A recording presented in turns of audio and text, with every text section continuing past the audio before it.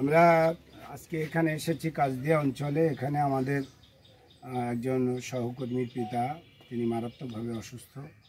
আমরা আমাদের নেতা আজিজুল বারী হেলাল কিছু সহযোগিতা করেছেন, সেই সহযোগিতা পৌঁছে দিতে আমরা মূলত এখানে এসেছি।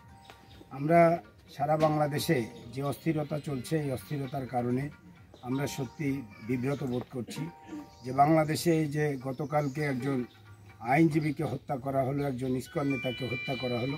আমরা মনে করি যে দেশের মধ্যে দেশীয় এবং আন্তর্জাতিক ষড়যন্ত্র চলছে এবং সেই ষড়যন্ত্রের অংশ হিসাবে এই কাজগুলো চলছে এবং আমরা মনে করি যে এই কাজগুলোতে আমাদের নেতাকর্মীদের সবাইকে চোখ কান খোলা রাখতে হবে এবং এই ইসকনের এই সমস্ত সন্ত্রাসীদের সাথে সামগ্রিক সনাতনীদের কোনো সম্পর্ক নেই।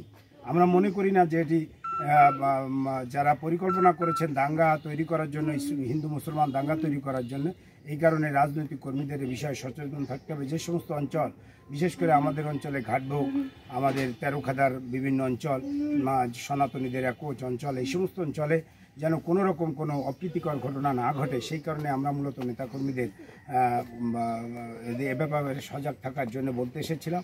তার মধ্যে আমরা যখন এই কথাটি শুনলাম তখন আমরা আমাদের প্রিয় নেতাকে বলেছি এবং তিনি তার সাধ্যমতো চেষ্টা করেছেন, সেটি আমরা পৌঁছে দেওয়ার জন্য এখানে এসেছি। আমরা বলি যে এই যে কাজগুলো আমরা অব্যাহত গতিতে করছি, আমাদের নেতাকর্মীরাও যেন তারা তাদের সাধ্যমতো এই কাজগুলো করার চেষ্টা করে এবং সমাজ যে বিনির্মাণের কথা আমাদের নেতা জনাব তারেক রহমান বলেছেন, এই কাজটি যেন সকলে মিলে আমরা ঐক্যবদ্ধভাবে করতে পারি, এই বক্তব্যই আজকে আমাদের কর্মীদের উদ্দেশ্যে।